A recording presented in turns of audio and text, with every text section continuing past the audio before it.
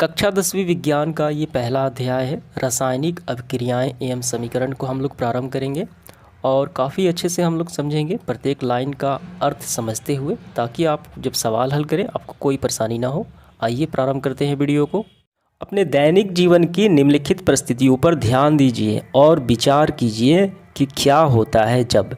तो यहाँ पे कुछ परिस्थितियाँ दी गई हैं और ये परिस्थितियाँ दी गई हैं ये वास्तव में क्या है, ये सारी रासायनिक अभिक्रियाएं ही हैं, ये सारी घटनाएं। तो देखिए क्या है। पहला, गर्मियों में कमरे के ताप पर दूध को खुला छोड़ दिया जाता है। तो खुला छोड़ने से दूध फट जाता है, तो दूध का फटना होता है, यानी दूध की अवस्था में परिवर्तन जो होता है वो कहलाता है रासायनिक अभिक्रिया होती है। लोहे का तवा तसला कील को आर्द्र वायुमंडल में खुला छोड़ दिया जाता है, तो इससे क्या होता है, उसमें जंग लग जाता है। तो लोहे का जंग लगना भी रासायनिक अभिक्रिया। अंगूर का किण्वित हो जाना, तो एक जटिल कार्बनिक यौगिक सरल कार्बनिक यौगिक में विखंडित हो जाते हैं, ऑक्सीजन की आवश्यकता नहीं पड़ती, वो किण्वित कहलाती है, जो एक रासायनिक अभिक्रिया है। भोजन का पकाया जाना और भोजन का पचना, ये दोनों रासायनिक अभिक्रिया है। हम सांस लेते हैं जिसमें कि क्या होता है, वायवीय श्वसन और अवायवीय श्वसन, तो ये भी क्या है, रासायनिक अभिक्रिया है। तो इन सभी परिस्थितियों में क्या होता है कि वस्तु की यानी जो पदार्थ की वस्तु की प्रारंभिक प्रकृति स्थिति क्या होती है, इसमें परिवर्तन हो जाता है, कुछ ना कुछ काफ़ी ज़्यादा परिवर्तन होता है। तो पदार्थ के भौतिक तथा रासायनिक परिवर्तन के बारे में हम पिछले अध्याय में पढ़ चुके हैं। जब कोई रासायनिक परिवर्तन होता है तो हम कह सकते हैं कि रासायनिक अभिक्रिया हुई। तो यहाँ पे देखिए क्या सवाल उठ रहा है कि आप शायद सोच रहे होंगे कि रासायनिक अभिक्रिया का वास्तविक अर्थ क्या है, हम कैसे जानेंगे कि कोई रासायनिक अभिक्रिया हुई। इस प्रश्न का उत्तर पाने के लिए हम आइए एक्सपेरिमेंट देखते हैं। तो आइए इस एक्सपेरिमेंट को समझते हैं कि ये क्या दिया गया है, इससे क्या निष्कर्ष निकलता है। तो यहाँ पे जो एक्सपेरिमेंट यानी 1.1 क्रियाकलाप दिया गया है, इसका मुख्य उद्देश्य यही है कि रासायनिक अभिक्रियाएं जब होती हैं इनका हम पहचान कर सकें, क्या लक्षण है। तो पहले एक्सपेरिमेंट में क्या है, देखिए, एक 2 सेंटीमीटर लंबे मैग्नीशियम रिबन को जब वायु की उपस्थिति में यहाँ पे देखिए इसको जलाया जाता है, तो ये मैग्नीशियम रिबन जो है काफ़ी तेज़ी से जलकर मैग्नीशियम ऑक्साइड में परिवर्तन हो जाता है। यानी इसकी अवस्था पहले मैग्नीशियम थी, ये मैग्नीशियम ऑक्साइड में परिवर्तन हो गया, किसमें, वायु में जलकर। ठीक है, यही ये पूरा एक्सपेरिमेंट है। इसके बाद आगे देखते हैं। तो हमने क्या देखा, हमने ये देखा कि ये जो मैग्नीशियम है रिबन है वो चमकदार लौ के साथ जला और मैग्नीशियम रिबन का दहन हुआ, श्वेत चूर्ण में परिवर्तित हो गया, और ये क्या हुआ, श्वेत चूर्ण में परिवर्तित हो गया, जो मैग्नीशियम ऑक्साइड का चूर्ण है। तो वायु की उपस्थिति में ऑक्सीजन और मैग्नीशियम की होने वाली अभिक्रिया के कारण यह बनती है, जो ये रासायनिक अभिक्रिया है। तो यहाँ पे कार्यकलाप 1.2, 1.3 इन दोनों को देखेंगे और लास्ट में क्या क्या रिजल्ट निकले, क्या क्या हमें इसका रासायनिक अभिक्रिया के लक्षण निकला, वो हम लास्ट में देखेंगे, ये दोनों एक्सपेरिमेंट देखने के बाद। देखिए क्या है क्रियाकलाप 1.2 एक्सपेरिमेंट। एक परख नली में लेड यानी सीसा लेड नाइट्रेट का घोल लीजिए और उसके बाद देखिए इसमें क्या करना है, पोटेशियम आयोडाइड इसमें का घोल मिला लेना है। तो इससे क्या होगा, इससे ये जो पूरा जो है ये पीला रंग प्राप्त होता है, यानी रंग परिवर्तन हो जाएगा। इसके बाद हम एक्सपेरिमेंट देखेंगे क्रियाकलाप 1.3। इसमें एक शक्कावार फ्लास्क या परखनली में कुछ दानेदार जिंक लीजिए। तो यहाँ पे चित्र 1.2 देखिए, यहाँ पे ये क्या है, शक्कावार मतलब शंकु के आकार का ये पात्र है, फ्लास्क है, और इसमें एक दानेदार जिंक का टुकड़ा है और इसमें क्या डाला गया है, तनु सल्फ्यूरिक अम्ल डाला गया है।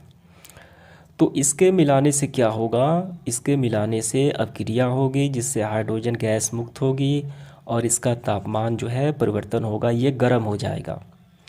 तो यहाँ पे देखिए क्या, जस्ते के दाने आसपास कुछ दिखाई दे रहा है तो बुलबुले उठते हैं, हाइड्रोजन गैस निकलता है, और तापमान में कोई परिवर्तन हुआ, जी बिल्कुल हुआ, ये गर्म हो चुका है। अब यहाँ पे देखिए इन तीनों एक्सपेरिमेंट से हमें क्या निकला, ऊपर दिए गए तीनों क्रियाकलापों के आधार पर हम कह सकते हैं कि निम्न किसी भी परीक्षण की सहायता से हम निर्धारित कर सकते हैं कि एक रासायनिक अभिक्रिया हुई। तो पहले एक्सपेरिमेंट हमने किया मैग्नीशियम रिबन में, उसमें क्या हुआ, उसमें अवस्था में परिवर्तन हुआ। दूसरे में क्या हुआ, इसमें रंग में परिवर्तन हुआ, ये पीला रंग प्राप्त हुआ। तीसरे में क्या हुआ, देखिए इसमें हुआ गैस की निकासी हुई, हाइड्रोजन गैस की निकासी हुई, उत्सर्जन हुआ, और टेम्परेचर इन तापमान में भी परिवर्तन हुआ। ये सारे क्या क्या निकल के आए, लक्षण निकल के आए। ये सारे क्या हैं, ये रासायनिक अभिक्रिया के लक्षण हैं। इसके बाद देखिए, तो इसके बाद अगर हम आसपास भी कुछ परिवर्तन को देखें तो हम पाएंगे कि चारों तरफ विभिन्न प्रकार की रासायनिक अभिक्रियाएं हो रही हैं। इस अध्याय में हमें पढ़ना है, देखिए वास्तविक तौर पे विभिन्न प्रकार की रासायनिक अभिक्रियाएं कितने प्रकार की होती हैं और उनका प्रतीकात्मक निरूपण कैसे, उसको अध्ययन करेंगे, कैसे वो घटित होती हैं वो सारी अभिक्रियाएं, सबका हम अध्ययन करेंगे। ठीक है, तो उम्मीद करता हूँ ये तीनों एक्सपेरिमेंट आपको अच्छे से समझ में आ गए होंगे। इसका मुख्य उद्देश्य था रासायनिक अभिक्रियाओं के लक्षण को बताना, कैसे हम पहचानेंगे। तो चलिए आगे बढ़ते हैं हम। इसके बाद आगे बढ़ते हैं, यहाँ देखिए 1.1 रासायनिक समीकरण। तो क्रियाकलाप 1.1 में हमने क्या देखा, ऑक्सीजन की उपस्थिति में जब मैग्नीशियम रिबन को जलाया जाता है तो मैग्नीशियम ऑक्साइड में वो परिवर्तित हो जाता है। तो इस बात को हम अगर वाक्य के रूप में लिखें, इस रासायनिक अभिक्रिया काफ़ी लंबा हो जाएगा, तो इसको हम शब्द समीकरण के रूप में लिख सकते हैं। इसे कहा जाता है शब्द समीकरण, यानी जो इसमें पदार्थ शामिल है उसको शब्दों के रूप में लिखना शब्द समीकरण कहलाता है। तो ये शब्द समीकरण है और इस शब्द समीकरण को रासायनिक समीकरण के रूप में लिखा जाएगा इसके सूत्रों के निरूपण द्वारा। तो यहाँ पे देखिए शब्द समीकरण में ये LHS कहलाता है और ये RHS कहलाता है।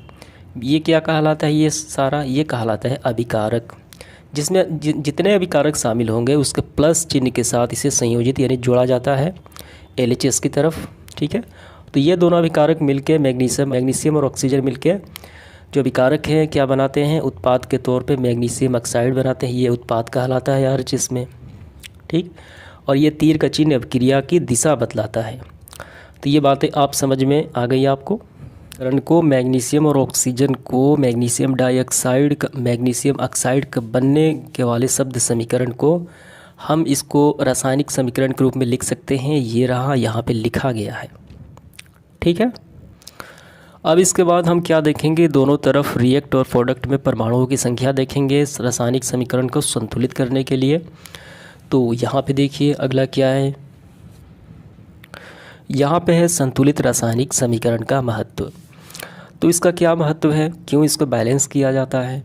तो क्लास 9 में हमने पढ़ा है, किसी भी रासायनिक अभिक्रिया में द्रव्यमान का ना तो निर्माण होता है ना ही विनाश होता है, यानी कोई भी पदार्थ जितना होगा अभिक्रिया से पहले अभिक्रिया के बाद उसका मूल तत्व वजन जो है वो उतना ही होगा, उनमें कोई परिवर्तन नहीं दिखेगा।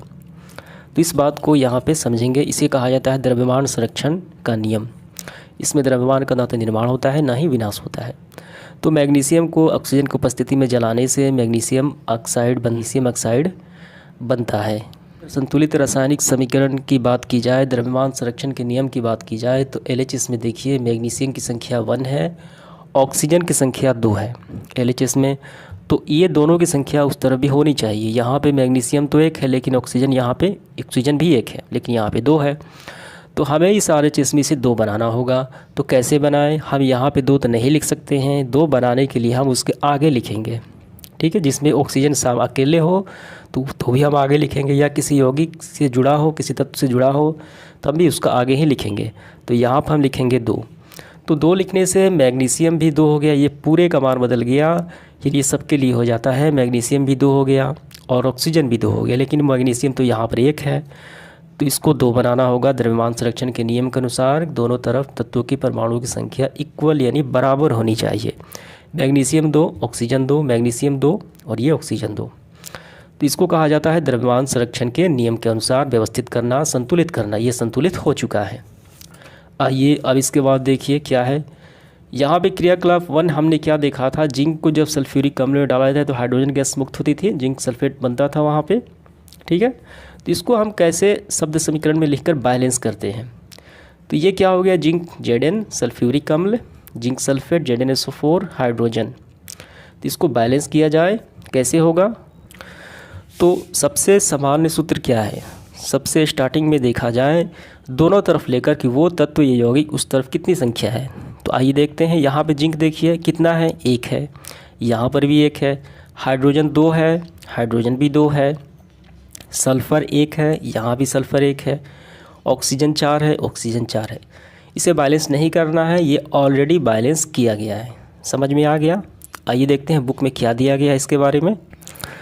तो यहाँ पे देखिए, इसलिए यह एक संतुलित समीकरण है, यानी ये पहले से बराबर है। यहाँ पे काफ़ी व्यवस्थित तरीके से यहाँ पे बताया गया है, आप इसको आसानी से देख और समझ सकते हैं।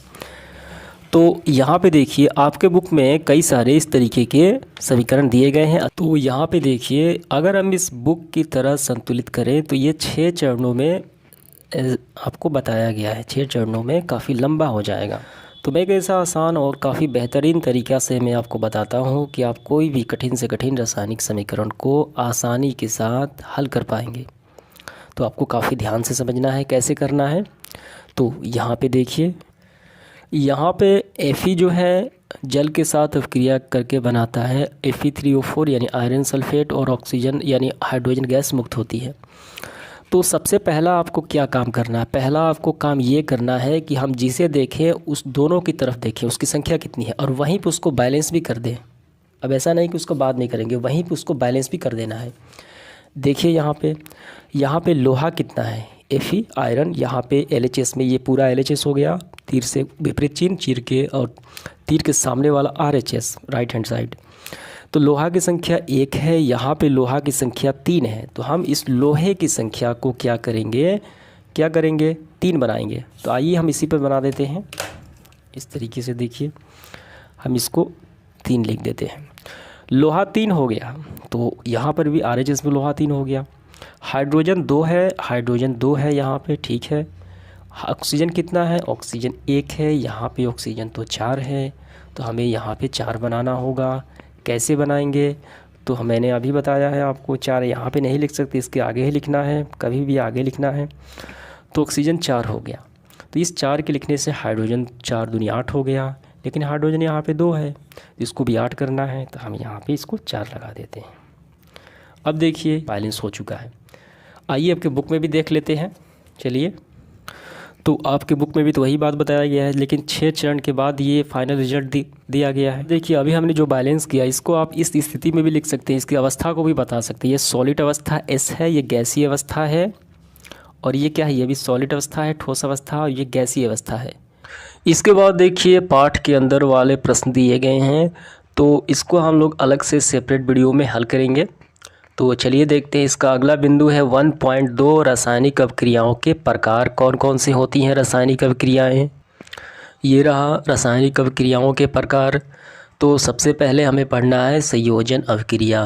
तो ये क्या होती है, आइए इसकी परिभाषा पहले हम लोग करते हैं। तो संयोजन अभिक्रिया की परिभाषा यहाँ देखिए, सरल शब्दों में हम कह सकते हैं, जब 2 या 2 से अधिक पदार्थ जिसमें तत्व या यौगिक दोनों शामिल हो सकते हैं संयोग करके एक एकल उत्पाद का निर्माण करते हैं, तो ऐसी रासायनिक अभिक्रिया को संयोजन अभिक्रिया कहते हैं। जैसे देखिए, हाइड्रोजन और ऑक्सीजन के मिलने से क्या बनता है, जल का निर्माण होता है। तो इन दोनों का गुण इस जल में डिफरेंट होगा, ठीक है। दोनों के मिलने से, हाइड्रोजन और ऑक्सीजन के मिलने से जल का निर्माण हुआ, तो ये संयोजन अभिक्रिया कहलाती है।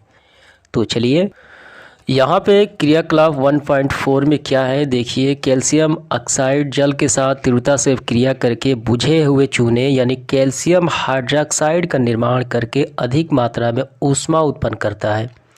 कौन, ये कैल्शियम ऑक्साइड और जल आपस में अपक्रिया करके बनाते हैं कैल्शियम हाइड्रोक्साइड, अधिक मात्रा में ऊष्मा उत्पन्न करते हैं। एक्विलिब्रियम मतलब होता है जलीय विलयन। यहाँ पे लिक्विड है और ये सॉलिड यानी ठोस अवस्था में। तो यहाँ पे देखिए, यहाँ पे डायग्राम बताया गया है।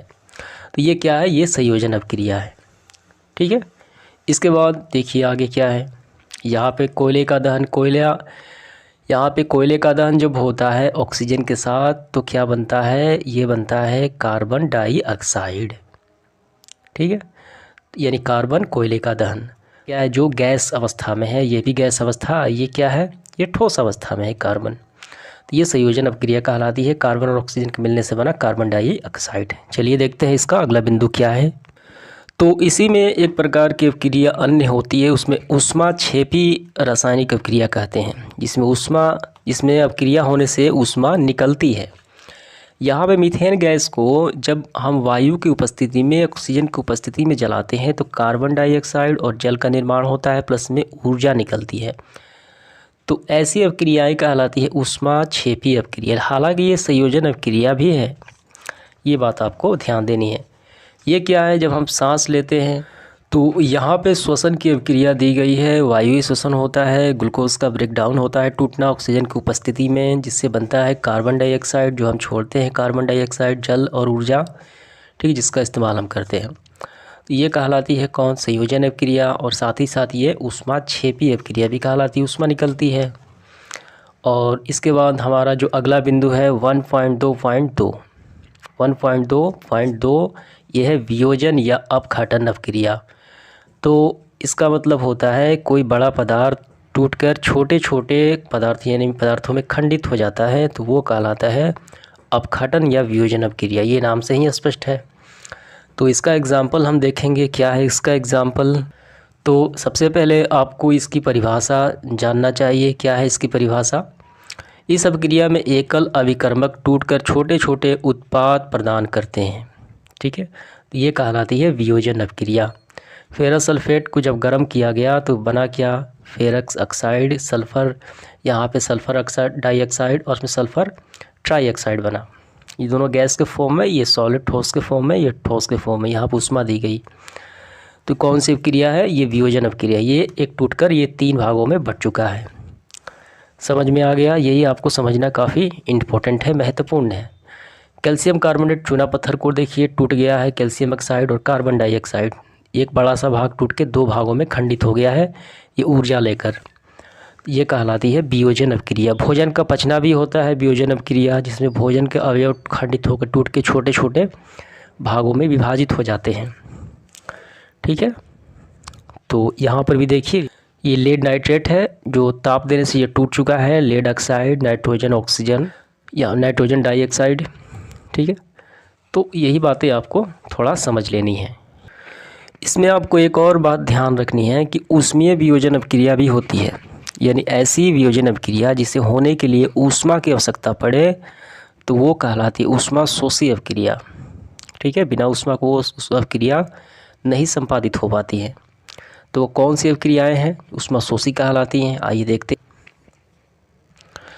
यहाँ पे सिल्वर क्लोराइड को जब सूर्य के प्रकाश में गर्म किया जाता है तो ये 2 भागों में खंडित होता है, एक सिल्वर अर्थात चांदी और क्लोरीन में। और ये भी देखिए एक जैसा ही है, सिल्वर ब्रोमाइड भी ऐसी ही अभिक्रिया करता है जैसा कि ये सिल्वर क्लोराइड करता है। यहाँ पे देखिए सिल्वर ब्रोमाइड, सूर्य का प्रकाश दिया गया तो ये भी सिल्वर और ब्रोमीन में ये टूट चुका है। तो इस प्रकार की अभिक्रिया क्या कहलाती है, इसे कहा जाता है ऊष्मा शोषी अभिक्रिया। इसमें ऊष्मा जो है प्रवेश कर जाती है, यानी छिप जाती है, बिना ऊष्मा के ये संपादित ही नहीं होती। तो यही आपको समझना था, ठीक है। तो आइए देखते हैं इसका अगला बिंदु कौन सा अभिक्रिया है। इसके बाद है हमारा अभिक्रिया विस्थापन अभिक्रिया 1.2.3 में। तो विस्थापन अभिक्रिया की सबसे पहले हम परिभाषा देखेंगे, जानेंगे ये क्या है आखिर ये विस्थापन अभिक्रिया। तो इसमें होता क्या है कि एक तत्व होता है जो ज़्यादा क्रियाशील होता है। जब इसे किसी विलयन में हम डालते हैं, किसी यौगिक के विलयन में डालते हैं, तो उस यौगिक में जो तत्व उपस्थित होता है जो उससे कम अभिक्रियाशील है डालने वाले से, तो ज़्यादा अभिक्रियाशील वाला कम अभिक्रियाशील वाले उस यौगिक को विस्थापित कर देता है। इस पूरे प्रोसेस को कहा जाता है विस्थापन अभिक्रिया, ठीक है। तो कैसे होता है, चलिए इसको देखते हैं। तो यहाँ पे देखिए, यहाँ पे जो दिखाया गया है ये क्या है, कॉपर सल्फेट का एक पूरा विलयन है और इसमें लोहे के कील को डाला जाता है। तो ये क्या होगा इसका, तो आइए देखते हैं। तो इसमें होगा ये कि कॉपर सल्फेट पूरा यौगिक है, एक्विड यानी जलीय विलयन है, उस पात्र में रखा है। तो यहाँ पे इसमें डाला जाता है लोहा और यहाँ पे है कॉपर। सबसे ज़्यादा क्रियाशील कौन सा है दोनों में, तो ये लोहा ज़्यादा क्रियाशील है कॉपर से, क्योंकि इसे मुक्त अवस्था में भी रखने पर इसमें जंग लग जाता है, ऑक्सीजन से अभिक्रिया करता है, ज़्यादा अभिक्रियाशील है। कहने का मतलब लोहा ज़्यादा अभिक्रियाशील है कॉपर से। तो ये लोहा क्या करेगा, इस कॉपर को विस्थापित करके इसके स्थान पे स्वयं आ जाएगा, ठीक है। विस्थापित करना यानी इसको दूर फेंक देना। तो ये कॉपर आ गया यहाँ पे, यानी विस्थापित हो गया किसके द्वारा, इस लोहे के द्वारा। तो इसे कहा जाता है विस्थापन अभिक्रिया। यहाँ पे लोहे के स्थान पे अन्य धातु भी हो सकती हैं, लेकिन इससे ज़्यादा अभिक्रियाशील होनी चाहिए, तभी ये इसको विस्थापित कर पाएगा, अन्यथा नहीं कर पाएगा, ठीक है। अब यहाँ भी देख लीजिए, ये एक और दिया गया एग्जाम्पल, कॉपर सल्फेट है, कॉपर सल्फेट को जिंक डाला जाता है, तो यहाँ पे क्या होता है, जस्ता जो है कॉपर से ज़्यादा क्या होता है, अभिक्रियाशील होता है जस्ता। तो ये जस्ता क्या करेगा आप बताइए, इस कॉपर को हटा देगा और इसके स्थान पे स्वयं आ जाएगा और कॉपर को विस्थापित कर देगा। तो इसे हम कहेंगे जस्ते ने कॉपर को विस्थापित कर दिया है, तो ये कॉपर सल्फेट के विलयन से, तो ये कहलाता है क्या, विस्थापन अभिक्रिया। एक और देखिए यहाँ पे कॉपर क्लोराइड, तो यहाँ पे कॉपर से ज़्यादा क्रियाशील कौन सा है, पीबी। पीबी मतलब लेड होता है, सीसा। तो ये क्या करेगा, इसको विस्थापित कर देता है, यहाँ पे लेड क्लोराइड बनाता है। तो यहाँ पे देखिए जिंक और लेड जो है, जस्ता और सीसा जो है कॉपर की अपेक्षा अधिक क्रियाशील तत्व हैं, वे कॉपर को उसके यौगिक से विस्थापित कर देते हैं। तो इसका रिजल्ट यही निकला, मैंने अभी बताया आपको, जो ज़्यादा क्रियाशील होगा वही विस्थापित कर पाएगा, इसका मतलब यही होता है, और ये कहलाता है पूरा विस्थापन अभिक्रिया। उम्मीद करता हूँ ये आपको समझ में आ गया होगा अच्छी तरीके से विस्थापन अभिक्रिया क्या होती है आखिर। इसके बाद हम लोग देखेंगे द्विविस्थापन अभिक्रिया। ये क्या होती है द्विविस्थापन अभिक्रिया, इसमें कोई दो यौगिक होते हैं आपस में रिएक्ट करके, यानी अपने आयनों का आदान प्रदान करके प्रतिफल के रूप में यानी प्रोडक्ट के तौर पे दो नए यौगिक का निर्माण करते हैं। तो ये कहलाती है द्विविस्थापन अभिक्रिया, यानी आयनों का आदान प्रदान एक्सचेंज करके, विनिमय करके। आइए देखते हैं एग्जाम्पल, आपको समझ में आ जाएगा। तो यहाँ पे समझिए आप, ये पहला यौगिक है सोडियम सल्फेट, दूसरा है बेरियम क्लोराइड, आपस में रिएक्ट करते हैं। यहाँ पे एक्विस यानी ये दोनों जलीय विलयन है, एक्विस है, तो आपस में रिएक्ट करते हैं कैसे, अपने आयनों का आदान प्रदान करके। ये पहले वाला देखिए इसके लास्ट वाले के साथ सोडियम क्लोरीन के साथ, तो बन गया सोडियम क्लोराइड यानी नमक। इसका लास्ट वाला इसके पहले वाले के साथ, ठीक है, तो Ba और SO4, तो ये बन गया बेरियम सल्फेट। तो इस तरीके से आयन का निर्माण करके दो यौगिक का निर्माण करते हैं और ये श्वेत अवक्षेप प्राप्त होता है। इसे श्वेत अवक्षेप इसे कहा जाता है बेरियम सल्फेट को। तो इस पूरी अभिक्रिया कहलाती है द्विविस्थापन अभिक्रिया। तो ये बातें आपको समझ में आ गई, यही इसमें इम्पोर्टेंट है कि दो यौगिक अपने आयनों का आदान प्रदान करके दो नए यौगिक का निर्माण करते हैं। इसके बाद है हमारा, ये काफ़ी महत्वपूर्ण है, उपचयन और अपचयन अभिक्रियाएँ।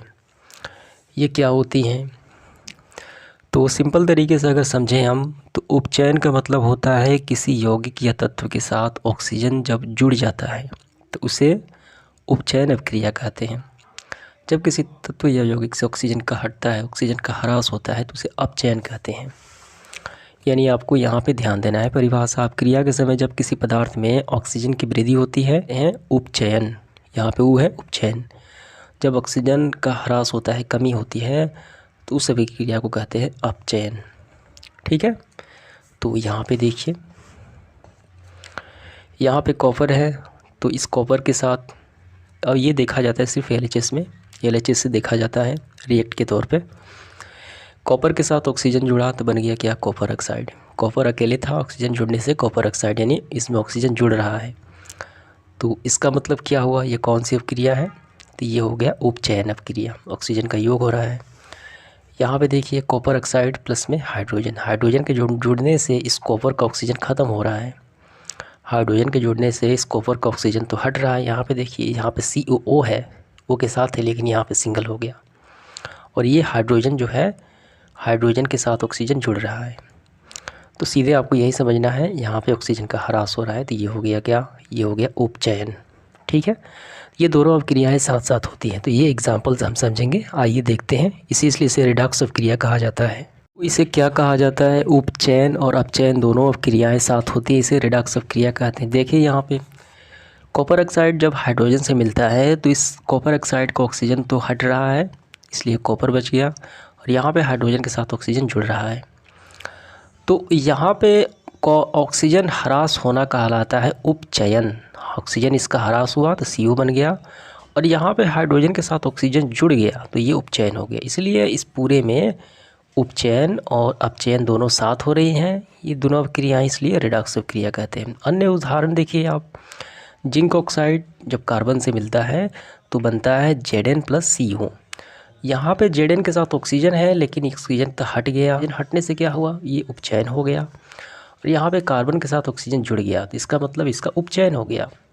ठीक है, तो ये दोनों एक साथ हो रही हैं। तो आपको ये परिभाषा इसका लिखना है। सबसे पहले ऊपर के उदाहरणों का आधार पर हम कह सकते हैं कि यदि हम किसी अभिक्रिया के पदार्थ का उपचयन तब होता है जब उसमें ऑक्सीजन की वृद्धि। ठीक है, पूरी परिभाषा यही है। पूरी परिभाषा इसे कहा जाता है हाइड्रोजन और ऑक्सीजन के सापेक्ष परिभाषा, दोनों को मिलाकर परिभाषा। ठीक है, तो ऑक्सीजन की वृद्धि हो या हाइड्रोजन का ह्रास हो तो उसे उपचयन कहा जाता है।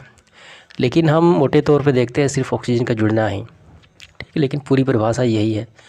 पदार्थ का अपचयन तब होता है जब ऑक्सीजन का ख़त्म होना लेकिन हाइड्रोजन जुड़ रहा हो, उस अवस्था में।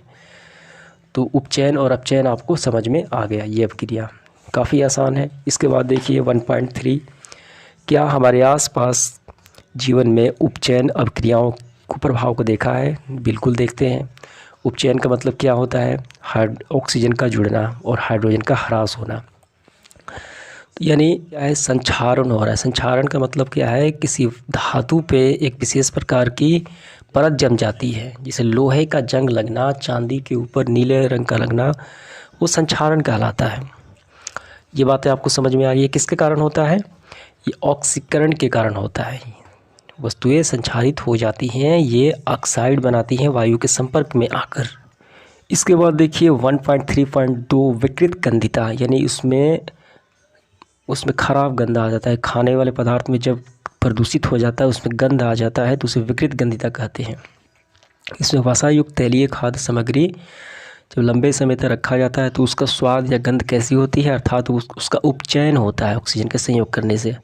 ठीक है, तो उपचयन होने से तेल और वसा विकृत गंध हो जाते हैं, दूषित पदार्थ हो जाते हैं, खराब हो जाते हैं, तो स्वाद और गंध बदल जाते हैं। तो इसे क्या किया जाता है कि ऑक्सीजन के प्रति इसका उपचयन रोकने के लिए ऑक्सीजन को निकाल के चिप्स के पॉकेट में नाइट्रोजन भर दी जाती है, जिससे क्या होता है? उसका उपचयन नहीं हो पाता, क्योंकि वहाँ पे नाइट्रोजन है, ऑक्सीजन तो है नहीं। समझ में आ गया? अब समझ में आ गया विकृत गंधिता क्या है। इसमें कई प्रश्न पूछे जाते हैं। तो मैंने आपको बताया कि अभ्यास के जो पाठ के अंदर प्रश्न है ये हम देखेंगे अलग, और इसके अभ्यास के प्रश्न उत्तर ऑलरेडी हल कर दिए गए हैं। तो मिलते हैं इसके अगले वीडियो में। धन्यवाद।